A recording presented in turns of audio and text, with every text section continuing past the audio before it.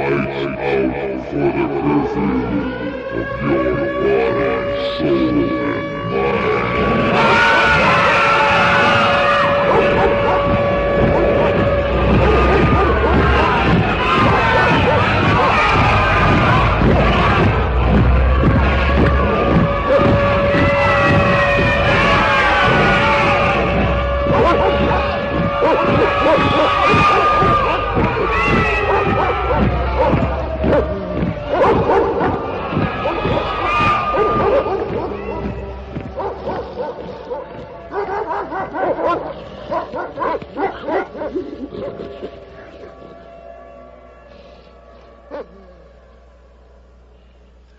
Well, it's hard to believe, folks, but this is the 16th hour of broadcasting in our series on Mystery Babylon. You're listening to the Hour of the Time, and I'm William Cooper.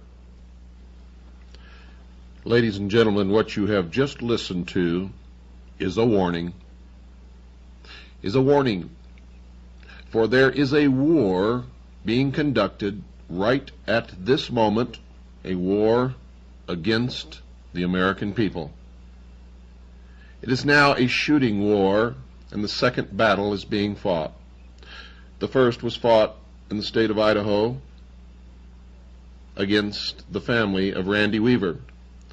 The second battle is being fought by a brave group of men and women and children in a church known as Branch Davidian in Waco, Texas. They are fighting for their Creator endowed rights. They have committed no crimes. They know what the sound of battle is. They know what it's like to see their friends or relatives die in their arms or at their feet. They know what it's like to have wounded and be refused medicine and medical treatment. Oh yes, we are at war, make no mistake about it. And if you don't believe that, you keep your eyes and ears open in the next weeks, months, and years. You will see it escalate across this country like a wild forest fire, out of control. And unless the sheeple wake up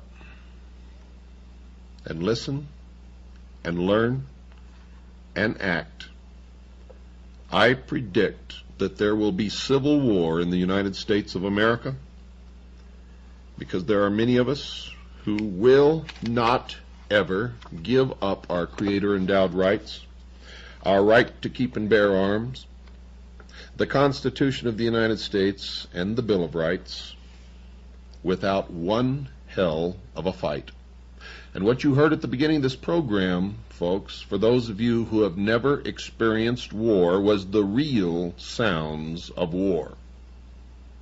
What you heard were real bullets being fired, real bombs being dropped, real machine guns killing real people.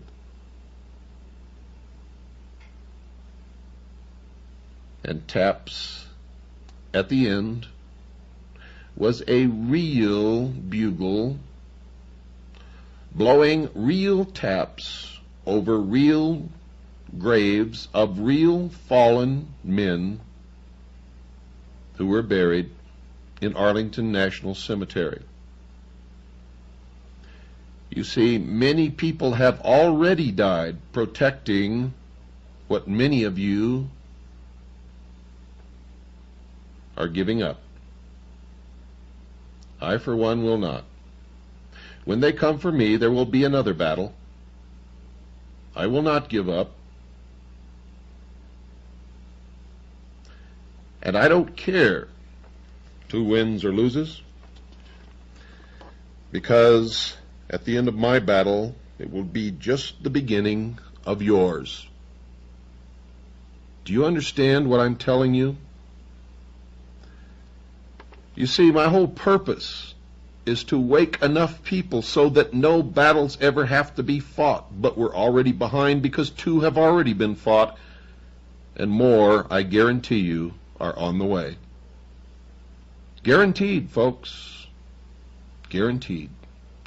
Because the more we allow them to get away with, the more they will attempt. I don't want a civil war in this country. I want to stop it before it even has a chance to start, and the only way to do that is wake up America.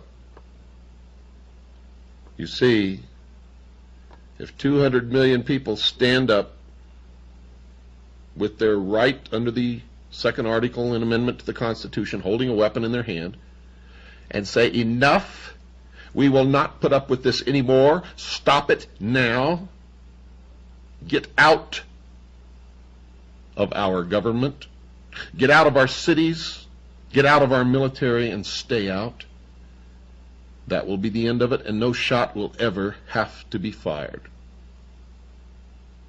I guarantee that. But what do you think the odds are of that happening? Well, it's time, folks, to talk about our sponsor, Swiss American Trading Corporation.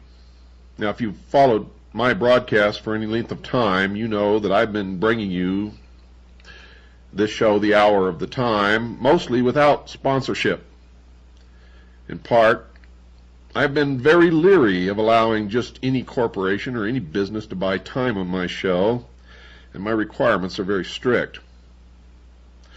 I'm proud, folks, very proud to announce a new alliance. Swiss America Trading Corporation and myself are committed to preparing my listening audience for the upcoming economic trauma. Many of you have asked me, what can I do to save my assets? What can I do to protect myself against the economic collapse that's coming? Well, folks, for over 11 years, Swiss America has been supplying over 10,000 clients with hard assets and constant information on how best to protect those assets. And for a limited time, interested listeners can receive a complimentary newsletter if you mention my name, William Cooper, The Hour of the Time, and ask for the information on protecting your future. It's called Protecting Your Future. So call, folks. Call this number. Write it down right now. You should always have a pen and paper with you when you listen to this broadcast. You know that. Write this down. 1-800-289-2646. That's 1-800-289-2646. Let me say it one more time for you. 1-800-289-2646. Invest the time it takes, folks, to read one of the most important publications of our times. Call 1-800-289-2646. Swiss American Trading Corporation, they have all of the investments that we have recommended on previous broadcasts, and they have many more. Some we don't recommend, but it's up to you to choose. They're a reputable company. We've thoroughly checked them out. We have talked to their clients, their customers. We've checked their background. We've checked with law enforcement agencies. And I'm telling you right now, these people will treat you right. If they don't, you call me and let me know immediately. Now, this is the 16th hour of our series on Mystery Babylon. Many of you have already made the necessary connections. You know what's happening, and you know who's bringing it about, and you know why. Some of you still do not. So we will continue. Manly P. Hall wrote this, quote, "The Serpent Kings," and notice that Mr. Hall capitalized the two words as one would do for a deity or for royalty when he wrote this, "reigned over the earth. The Serpent Kings reigned over the earth." It was these Serpent Kings who founded the mystery schools, which later appeared as the Egyptian and Brahmin mysteries. The serpent was their symbol. They were the true sons of light. and from them have descended a long line of adepts and initiates duly tried and proven according to the law, unquote. And the proper term is not Freemason, it's Freemason. It comes from the French, from the Knights Templar, and it literally means the sons of light. Another writer, Wilfred Gregson, informed his readers why Mr. Hall capitalized the two words serpent kings when he wrote, quote, "One symbol of great prominence throughout all ancient civilizations is the snake, or serpent, where it has symbolized divine wisdom," unquote. So Mr. Hall had reason to capitalize the words because he had discovered that the serpent represented divinity. Notice also, folks, that Mr. Gregson, even though he chose not to capitalize the word serpent, confirmed that Mr. Hall's use of the capital letter was correct when he stated that there was a connection between divine wisdom and the serpent. Mr. Hall, a 33rd degree Mason, made the same connection in these comments. Quote, "The serpent is true to the principles of wisdom, for it tempts man to the knowledge of himself," unquote. A serpent is often used by the ancients to symbolize wisdom. The symbol of the serpent has another concealed truth, according to Kenneth Mackenzie, for he identified that truth in this quote when he described a brazen serpent. Quote, "It was a type of mediator and a promise of redemption," unquote.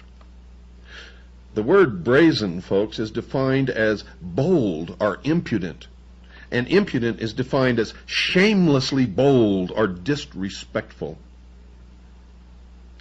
Now you will remember that Lucifer was an anointed cherub in heaven who fell because he sought godly power. The story is covered in Isaiah chapter 14, verses 12 through 14 of the Old Testament. Look it up. It says this, quote, "How art thou fallen from heaven, O Lucifer, son of the morning? How art thou cut down to the ground? For thou hast said in thine heart, I will ascend into heaven, I will exalt my throne above the stars of God, I will be like the Most High," unquote. Therefore it can be safely said that Lucifer would be considered to be shamelessly bold and, of course, disrespectful. It appears that the brazen serpent could be Lucifer. Another author, John Anthony West, wrote a book entitled Serpent in the Sky, in which he also connected the serpent with wisdom, and he wrote this, quote, "The serpent represents intellect, the faculty by which man discriminates. There is a higher and a lower intellect.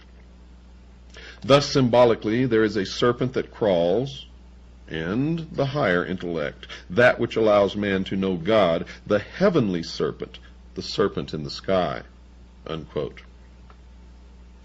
The somewhat veiled worship of this serpent in the sky inside the Masonic lodges was alluded to by another Masonic writer, Kenneth Mackenzie. For in his book entitled The Royal Masonic Cyclopedia, he wrote this, quote, "Among the charges preferred against the order of Knights Templar, for which Jacques de Molay suffered martyrdom, was that of worshipping an idol or image called Baphomet. It has been suggested that Baphomet is none other than the Ancient of Days or Creator. More cannot be said here without improperly revealing what we, meaning the Masons, are bound to heal, conceal, and never reveal," unquote. So according to this Mason, the snake or serpent is somehow a symbol of the subject of the Masonic worship, and apparently this fact is the secret that the Masons cannot reveal to the rest of the world. A Christian minister, Reverend Alexander Hislop, wrote a book that included some discussion on the subject of serpent worship. And in that book, entitled Two Babylons, he explained that serpent worship was not something that is recent in time. It was an ancient practice. Quote, "Along with the sun, this symbol will be discussed later, as the great fire god, and in due time identified with him, was the serpent worshipped. In the mythology of the primitive world, the serpent is universally the symbol of the sun. As the sun was the great enlightener of the physical world, so the serpent was held to have been the great enlightener of the spiritual by giving mankind the knowledge of good and evil, unquote. And according to the Bible, you know who gave man the knowledge of good and evil? Satan, Lucifer. He then discussed a coin minted in Tyre, the center of the ancient Phoenician culture. This coin was also the subject of an article in the September 1986 issue of the Good News magazine. It depicted a serpent entwined around a tree stump. To the left of the stump stood an empty cornucopia, and to the right a flourishing palm tree. The snake on the coin is the symbol of the powerful god whom the Romans called Aesculapius. The name means the man instructing snake, or the snake that instructs man, and the article then reported, quote, in mythology, Aesculapius was believed to be the child of the sun, and thus the enlightener of mankind. As the legend goes, Aesculapius was ultimately struck down by a thunderbolt thrown by an angry Zeus, king of the gods, and cast into the underworld, unquote. The tree stump, folks, represented the fallen god and his ruined kingdom. In the mythologies of many ancient civilizations, the image of a fallen tree was used to symbolize the cutting off of a great god or hero, someone cut off in the midst of their power. You see, the snake on the coin was shown twisting itself around the dead stump, exerting its power in an attempt to restore his fallen kingdom. The cornucopia is an ancient symbol of plenty, but it was empty on the coin. This has been interpreted as meaning that the abundance had been cut off because the great God has been cut off. However, folks, the implication is that the horn of plenty will return when the fallen God is restored to his rightful position. The palm tree shown on the coin is a well-known symbol of victory, so it appears that the coin was minted to depict the anticipated return of the fallen snake god to the world. And the Bible talks about a fallen serpent in the book of Revelation, chapter 12, verse 9. However, in this case, folks, the snake is connected to another symbol of the serpent, a great dragon. Quote, and the great dragon was cast out, that old serpent called the devil and Satan, unquote. Is the serpent worshipped in the ancient mysteries and a symbol in the Masonic ceremonies, a symbol of Satan, the devil? As has already been discussed, there is indeed evidence, folks, that this is the case. And once you have confronted the evidence and studied as much as I have studied, you will know that they are one and the same. Another symbol that needs to be analyzed is the star. On the page opposite page 124 in Mackey's Encyclopedia is a drawing illustrating the symbols of Freemasonry. Included in the 20 or so Masonic symbols is a drawing of a shooting star. Now, it can be fairly claimed that a blazing or shooting star would be one that was on the move inside the universe. One of the directions it could move would be, of course, towards the earth. If it was moving towards the earth, it could be called a falling star. But we know that most falling stars are actually meteors and not stars at all. Lucifer, however, is a fallen angel, according to Isaiah, an Old Testament prophet who wrote this in Isaiah chapter 14, verse 12. Quote, how art thou fallen from heaven, O Lucifer? Unquote.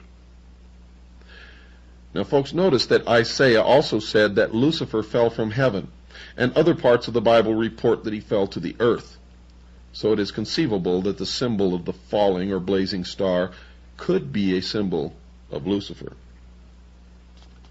A variety of authors have used their writings to discuss the star as a symbol. Professor Adam Weishaupt, the founder of the Bavarian Illuminati, was one who explained what he considered the star to be a symbol of.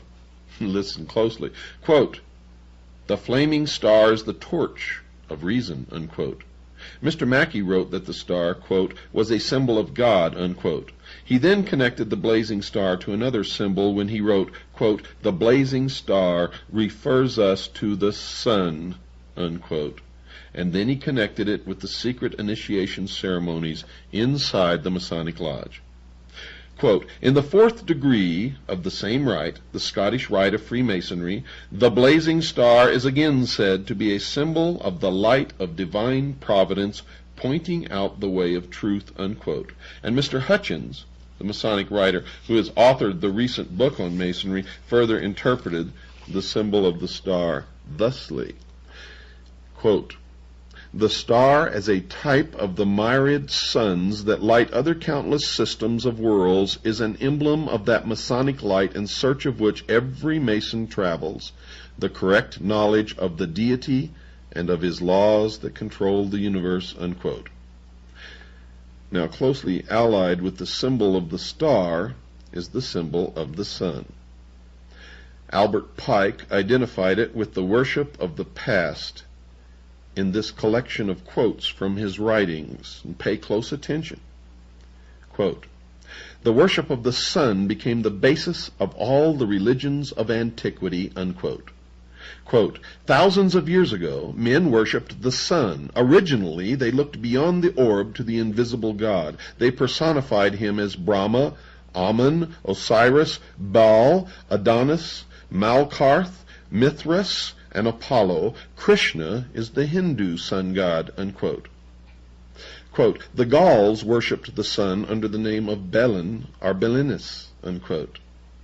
Quote, "The sun is the ancient symbol of the life-giving and generative power of the deity. The sun was his manifestation and visible image," unquote. Quote, "The sun is the hieroglyphical sign of truth because it is the source of light," unquote. So Mr. Pike identified the sun as a symbol of a deity that should be worshipped. He chose to capitalize the first letter in the word, the S, as one would in recognizing the name of a deity. And if you've been listening to this series, you already know that, of course, it was. Albert Mackey repeated Mr. Pike's contentions with comments like these about sun worship. Quote, "It was the oldest and by far the most prevalent of all the ancient religions. Eusebius says that the Phoenicians and the Egyptians were the first who ascribed divinity to the sun. Hardly any of the symbols of Masonry are more important in their signification or more extensive in their application than the sun as the source of material light. It minds the Mason of that intellectual light of which he is in constant search." The sun is then presented to us in Masonry, first as a symbol of light, but then more emphatically as a symbol of sovereign authority, unquote. So, folks, the sun was a symbol of something that only the believers in the religion known as the ancient mysteries understood. These believers, called adepts, certainly knew that the people would not accept their mystery religion, so they had to conceal it from them. Don't go away, folks. We've got to take a short break. I'll be right back after this pause. So the task became one of creating a religion around a belief that they knew the people would accept because it would make some sense, at least as far as the adepts would explain it. But their basic purpose was to create a popular religion as a cover for their secret worship. The secret religion would be built around a belief in the sun. The sun would be a perfect thing to build a religion around because of its basic nature. It is very visible and has a very important role in man's life. It rises in the morning, it appears to be born and then sets during the evening. It appears to die, and then appears to be born again the next morning. It also appears to wander in the sky, setting further north or south each night. It then returns back to any given position twice each year. So the sun appears to have a major birth or death twice each day and twice each year. It would, of course, be very easy for the adepts to explain to the people that only something bigger than mankind, a god, had the ability to die and come back to life. So the adepts would teach the people that they had to pray to the god, or it would choose not to return. They encouraged a worship of the sun so that it would return to mankind again either once a day or once every 6 months. Albert Pike confirmed this view with this explanation of why early man worshipped the sun. Quote, "To them," meaning early man, "the journeyings of the sun were voluntary and not mechanical." Unquote. So early man considered the sun to be something that moved voluntarily. In other words, the sun did not have to return each morning. Man must have quickly determined that since the sun did not have to return, man should start asking it to return. For man certainly depended upon the sun for his life. Man certainly must have figured out just how important the sun was to his life and well-being, and he certainly must have determined that if the sun chose not to return, all of mankind would certainly perish. So it was an easy jump from a belief that the necessary sun was an entity that chose to move across the daytime sky to a belief that it would return only if man prayed to it to return. But folks, there's something even more interesting to be considered that Pike didn't explain with that comment. Obviously, to make the new religion work, the believers would have to be able to predict the movements of the sun. It wouldn't be too long before some of the common people would start noticing that the sun was neither an actual being nor a god to be worshipped, but something that moved according to precise laws. Now, if the common people figured that out, they would not need the adepts who had computed the sun's periodic cycles. So, to keep their power intact, they would teach the people that if they did not accommodate their wishes, they would make certain that the sun did not return.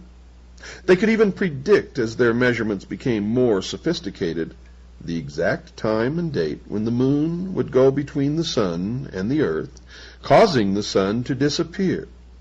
They could then fool the people into believing that they were the cause of the disappearance. They could then, of course, explain to the people that if they did not continue to pay them sort of tribute, they would not intercede in their behalf, and the sun would not reappear. To keep the minds of the common people, the sheeple, away from figuring out that the whole religion was a scam, the adepts would conduct beautiful and ornate ceremonies around the worship of the sun, and they would expect the people to pay them for the elaborate rituals. And to make their rituals valid, the adepts would always claim that the sun obeyed their prayers, thereby convincing the people of their need to keep the adepts around. The sheeple, would continue to pay tribute to these adepts as long as they appeared to be successful. Now, folks, if the adepts knew that the sun was a symbol of something that the people would not support, such as a belief that Lucifer, the devil, was the god that they worshipped, they would have to continue with their charade so that the people would not decide to stop worshiping. Because if the sheeple figured it out, they would no longer support their activities. They would have to keep their beliefs from the people and conceal their secret worship in hidden symbols. So sun worship as a religion prospered. Mr. Hutchins discussed that position in his book, and I also discussed it in mine, Behold a Pale Horse. Mr. Hutchins says this, quote, "In the tabernacle, the brethren, clothed in black, mourn Osiris, who is representative of the sun, of light, of life, of good and beauty. They reflect upon the way the earth may again be gladdened by his presence," unquote. Mr. Pike connected the sun to Osiris, mentioned by Mr. Hutchins as worthy of being mourned. Quote, "The three lights at the altar inside the Masonic temple represent Osiris, Isis, and Horus. Osiris was represented by the sun," unquote. Mr. Mackey went a little further and informed his readers that, quote, "Osiris was the sun," unquote. In his book entitled Introduction to Freemasonry, Carl H. Cloudy, the author, himself a Mason, connected the sun worship with the ceremonies inside the Masonic Lodge. Quote, "The lodge sets him," meaning the initiate, "upon the path that leads to light, but it is for him to travel the winding path to the symbolic east," unquote. The physical sun rises in the east, and the Masons explain that their search for light begins in the east. And notice that Mr. Cloudy capitalizes the word east, apparently in reverence to the spot where they believe that this God resides. The Masons tell the world that they circumambulate, defined as walking around, the temple floor during their initiation ceremonies. Mr. Cloudy explains why this rite is performed. Quote, "When the candidate first circles the lodge room about the altar, he walks step by step with 1,000 shades of men who have thus worshipped the Most High by humble imitation. Thus thought of circumambulation is no longer a mere parade, but a ceremony of significance, linking all who take part in it with the spiritual aspirations of a dim and distant past," unquote. And it is a historical fact that the Knights Templar also performed the circumambulation of their temples. And he further instructs his readers as to why this ceremony is part of their ceremony. Quote, "Early man circled altars on which burned the fire which was his God, from east to west by way of the south." Notice that the north is not included in the ceremony. The significance of that omission will be discussed later. But circumambulation became a part of all religious observances, unquote. In another part of his book, entitled Introduction to Freemasonry, Mr. Cloudy reported that this style of walking was traceable to the ancient religions of the past. And he wrote this, quote, "Circumambulation was the ceremonies of ancient Egypt," unquote. So this practice of the modern Masons is based upon the ancient pagan religious practices of the ancients. So the Masons are telling us that early man walked around in a circle because he was worshiping the sun. Then they tell us that they are doing it for the same reason. There are reasons that the north as a location to be visited in their walk around the temple floor is not included in their initiation rites, and 6 of the great Masonic writers have told us why this is so. Captain William Morgan offered his readers this explanation with this comment from his book, the writing of which he was murdered for. Quote, "We therefore Masonically term the north a place of darkness," unquote.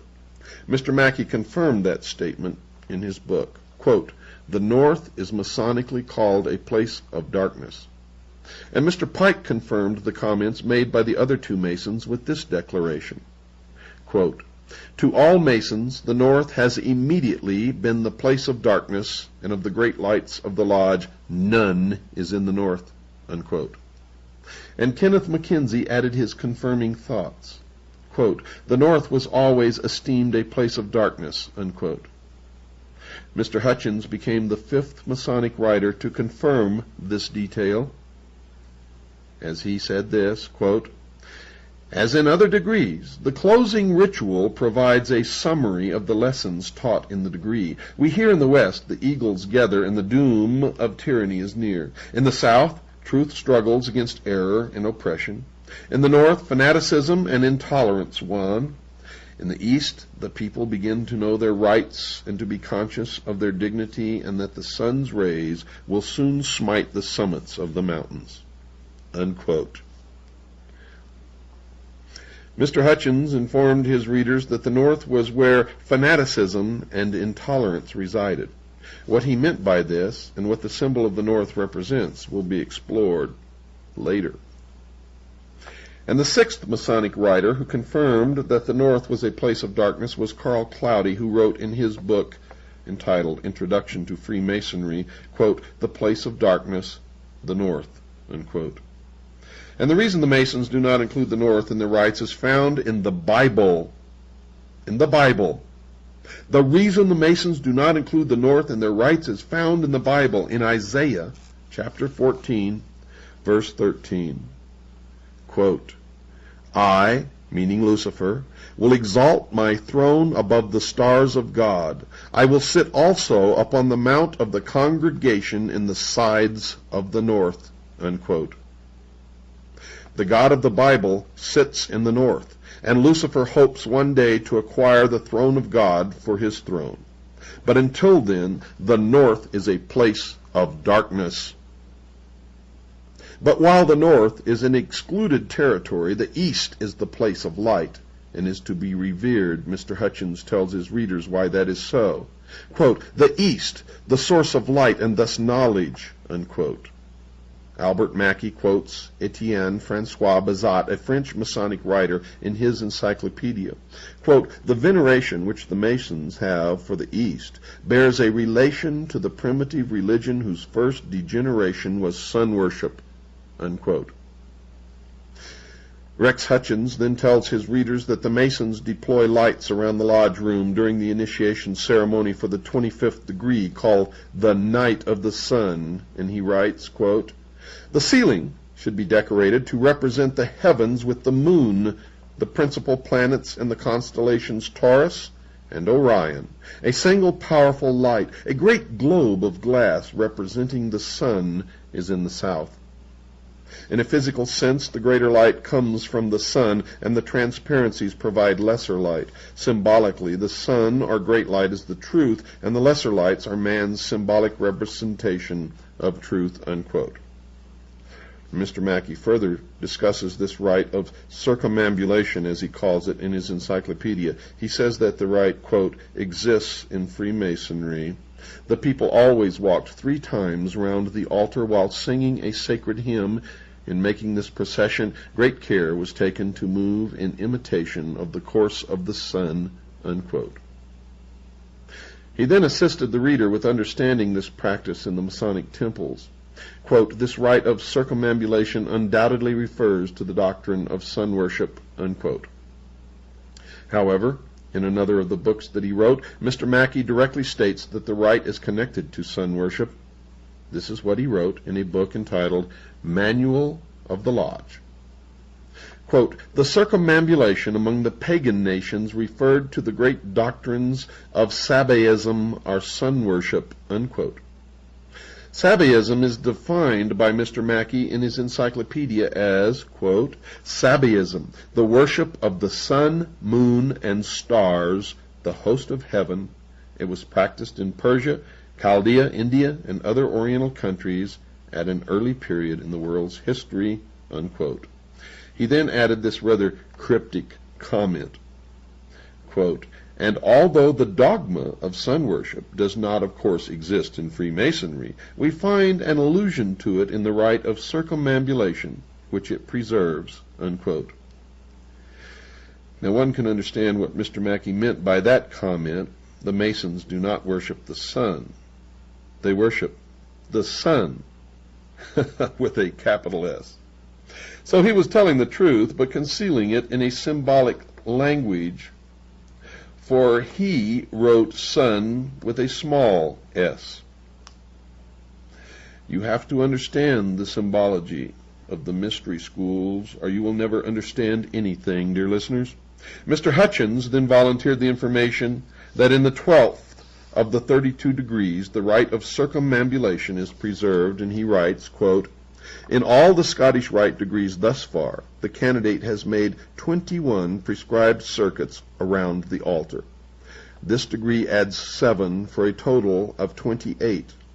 And this practice, called circumambulation, is derived from the ancients and existed among the Romans, Semites, Hindus, and others. It is thought to have been a rite of purification. The sun was believed to travel around the earth. The initiates imitated the movement of the sun when they made circuits around the altar, unquote. Furthermore, dear listeners, in the 9th degree, other symbols of the sun are involved in the ceremony, and Mr. Hutchins tells his readers, quote, after the obligation is taken, the 9 candles of yellow wax are lit. Yellow is representative of the sun, hence light and knowledge. In the 10th degree, further symbols representing the sun are utilized according to this author. Quote, there are 3 sets of 5 lights. The wax is yellow, meaning knowledge, and also as the color of the sun represents the deity, unquote, a blatant admission that the sun represents the deity that they worship. Other clues that the sun and the serpent are both known symbols of the Masonic Lodge are given by the titles of 2 of the 32nd degrees inside the Masonic Lodge.